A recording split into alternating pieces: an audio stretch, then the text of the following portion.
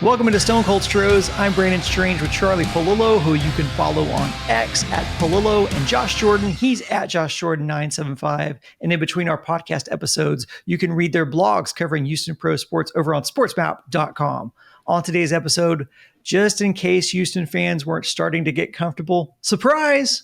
The Astros widened their lead in the West, but may have narrowed their margin for error for the foreseeable future, as one of H-Town's newest heroes is worse for wear. We'll talk about how all that shakes out, or at least how we think it will. But before that, just to show your support, all we ask is please hit like on the video, subscribe to the channel if you haven't, click the bell for notifications so you know when new content drops. And if you're in a place where you can't watch and you prefer to listen and want to hear fewer ads, hey, we're on all your favorite podcast apps. You can just search for Stone Cold Stros. Charlie, Josh, welcome in. Astros eke out the series against a scrappy White Sox team that outside of the middle game really just seems to give Houston fits. I'd love to tell you that the headline here is widening the division lead, but we aren't that fortunate as of now. All eyes currently on one half of the Killer Peas, Isaac Paredes, who tweaked the left hammy trying to beat out a double play down the line. Full disclosure, we're recording before the first of what we can safely assume is many cryptic updates. But let's start with the implication of Paredes missing substantial time. Charlie, let's start with you. Look, in a lineup that overall has not been good this season, you mentioned the two guys with Jake Myers, a credible number 3, but a distant third behind Pena and Paredes for quality. He hit his 15th home run in the at-bat before tweaking the hamstring. That's a 35 home run pace that Isaac Paredes is on, which of course will be set back if he's to miss some time. I mean, there's no chance he's playing in the series opener.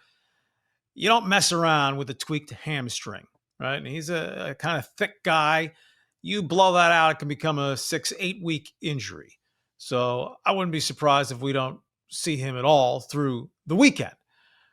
But a guy who's hit in the 2 or 3 hole virtually the whole season, not a high batting average guy, but a very good on base percentage guy because of all the walks, and the thump has been there. All those pull home runs, not just at Dyken Park, but he's played to the ballpark as the Astros had hoped and his career profile had been. And I think his defense has either improved or was seriously underrated in coming over here. I'm not saying he should be on the short list for the Gold Glove, but I think his defensive work has been real strong. So it would punch a hole in the lineup, especially if we start riffing on what would be the short to midterm replacements for him at third base.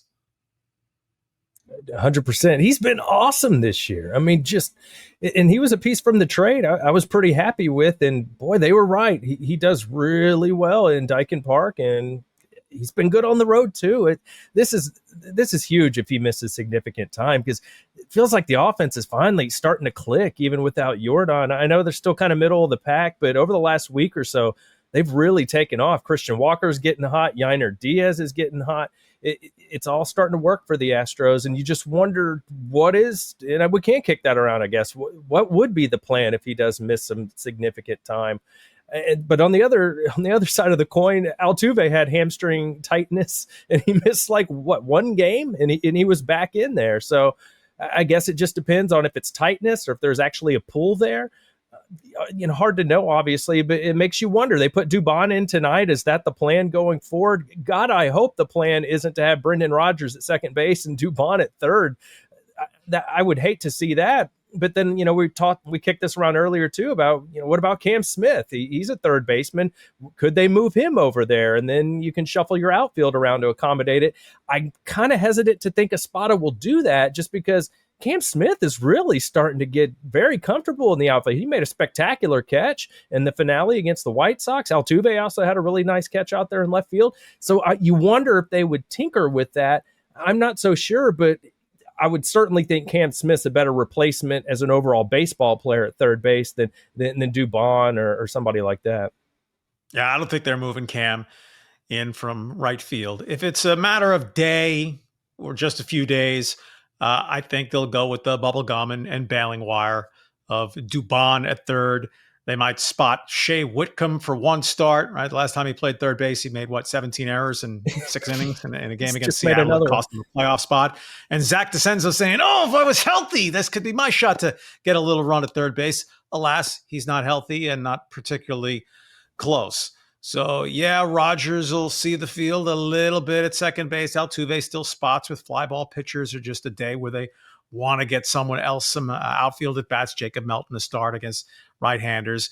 But, it's a problem. I mean, any lineup that loses one of its 2 or 3 best offensive players, it's a problem. And so many of these issues can circle back to, boy, if Jordan was in there, the trickle-down loss of a guy like Paredes, the impact would be diminished, minimized, though not eradicated, because Isaac Paredes has been a clearly better player than 2024 Alex Bregman was for the Astros. And while Alex Bregman was off to a fantastic start for the 2025 Red Sox, well, he's approaching 1 month out and not close to return either. So Paredes at least beats Bregman back.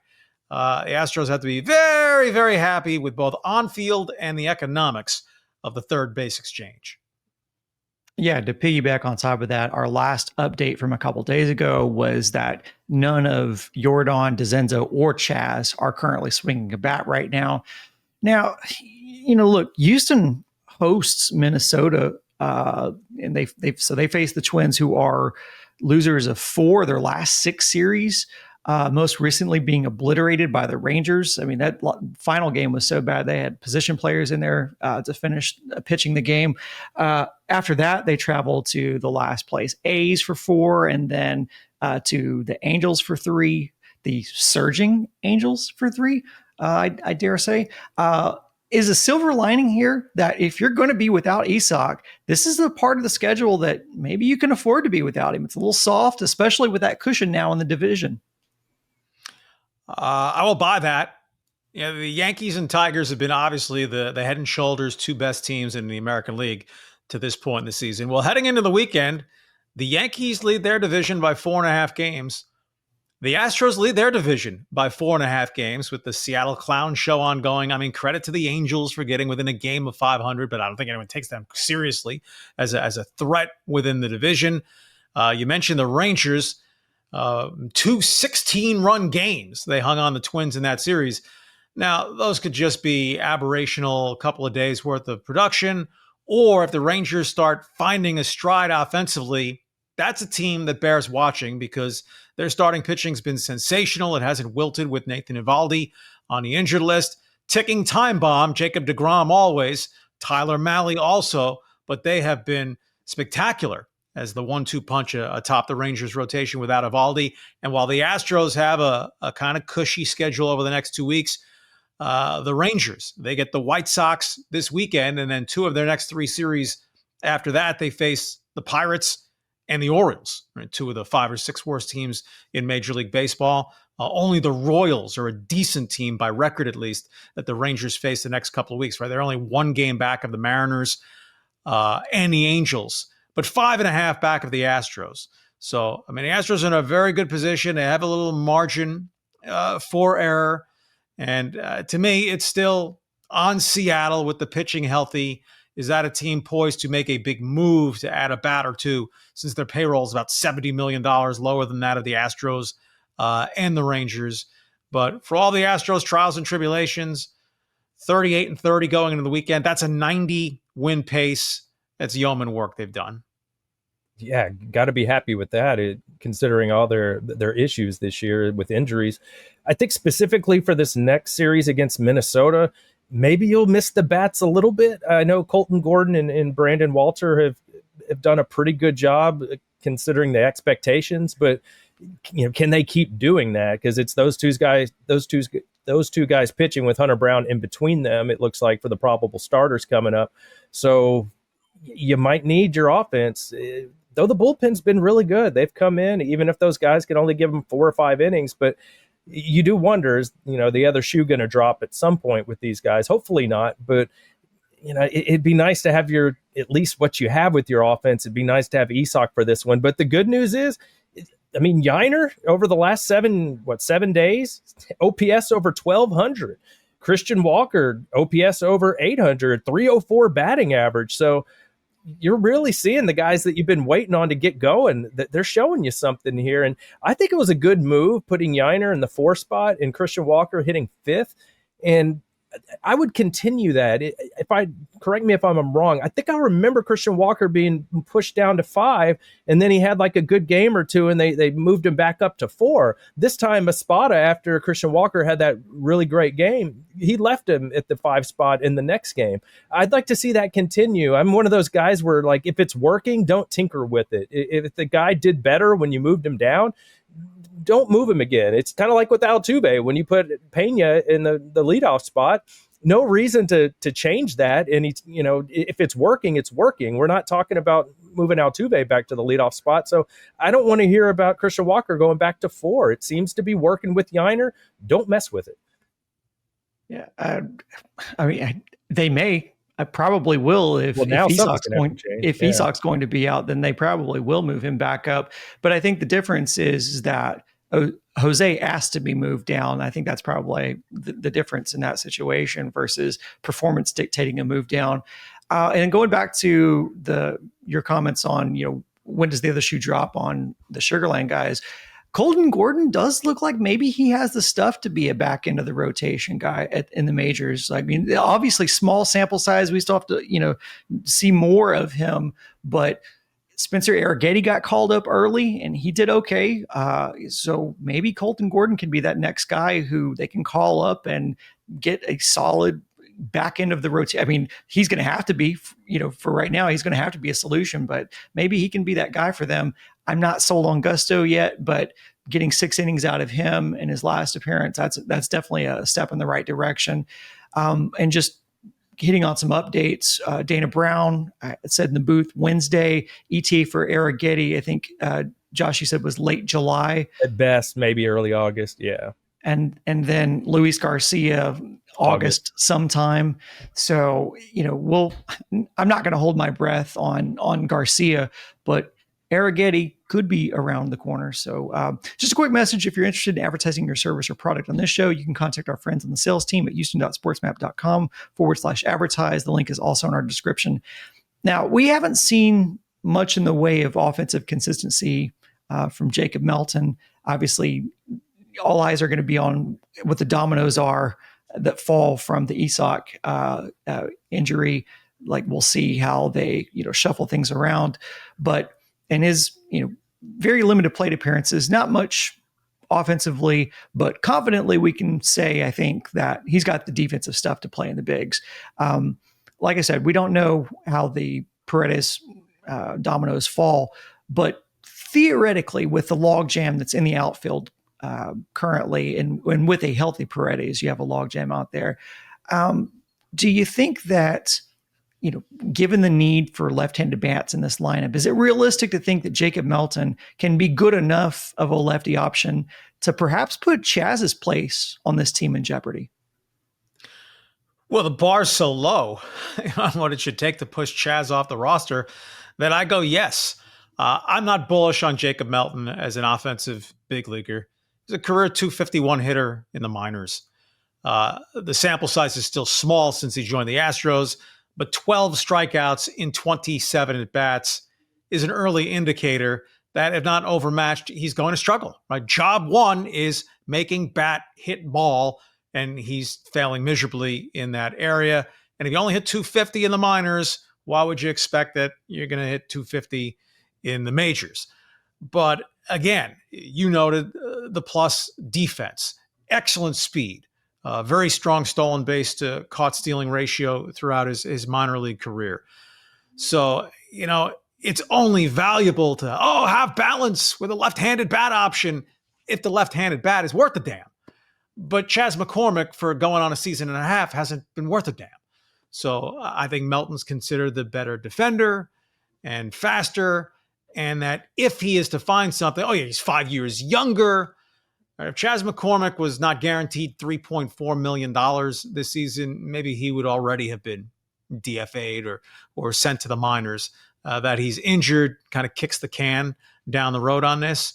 But unless Melton in more playing time is, struggling to hit 150, I would think he holds the spot.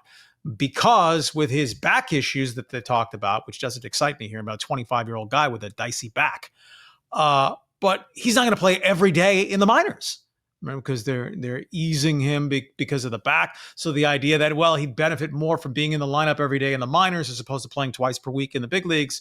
He's not going to play every day in the minors. I would go Melton over Chaz on the big league roster. Wow.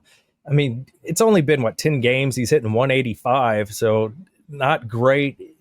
Charlie's right. There is a lot of just trouble making contact, especially I've seen against some left-handed pitching where he struggled. On defense, yeah, I think I'd rather have Melton out there, especially from a throwing arm standpoint. Chaz's was just, so bad. It's hard to count on him for that. Dana Brown was asked when he was in the booth the other day, like, when you brought up Melton, did you expect Espada to play him so often when you brought him up? And he kind of seemed like he didn't really expect it the way he responded, but he was like, Joe did say he wants to let him get out there and see what he can do, and just throw him in there and see if he can swim. So maybe more at bats are coming. Is Altuve going to play more second base? So they'll need him more in the outfield. We'll see what happens with Paredes. But I like the defense from Melton. And if all he really is a defensive replacement, and that's kind of all Chaz has been for most of the season, Espada loves him, a left-hander versus a right-hander. He's just one of those managers where some of them value that more than others. But Espada seems to really like having a left-hander in there just to give a pitcher a different look. That can make a big difference when you're as a pitcher, when you're just facing all righties, and then you have to face a lefty. You're trying to hit a different corner. It can throw off your release point a little bit, and it can give you an advantage. Yeah, another variable I think in this is Shea Whitcomb, but it does not seem that Joe Espada is high on Shea Whitcomb, just considering the lack of opportunities that he was given. But now more than ever, I just think this team needs Christian Walker to be Christian Walker. He is 26% strikeout rate right now. He's like number 16 highest strikeout rate in the league right now. It's bad. So he has to get it together. This team really, really needs him to find it. It's been nice that Altuve swinging the bat again, and Paredes was putting together a nice run prior to this injury. So they just need Christian Walker to be who they brought him over to be. Doesn't need to be a high batting average guy, but they need more thump out of that bat for him. They need him to drive balls out of the yard. Now, this topic would naturally spawn off into another conversation about a trade. And prior to the Isak injury, we had planned on digging into Houston's trade needs and circumstances that would dictate what they prioritize and their aggressiveness. We're going to hold that for Monday's episode. One last reminder, if you're watching on YouTube, be sure to click like on the video. And if you listen on podcast on apps like Apple or Spotify, give us a 5-star rating while you're here. Like I said, next scheduled episode's Monday. Make sure you're subscribed to this channel because we also drop emergency episodes as news breaks. So make sure those notifications are on. For Charlie and Josh, I'm Brandon saying thanks for listening and watching. Until next time, go Stros.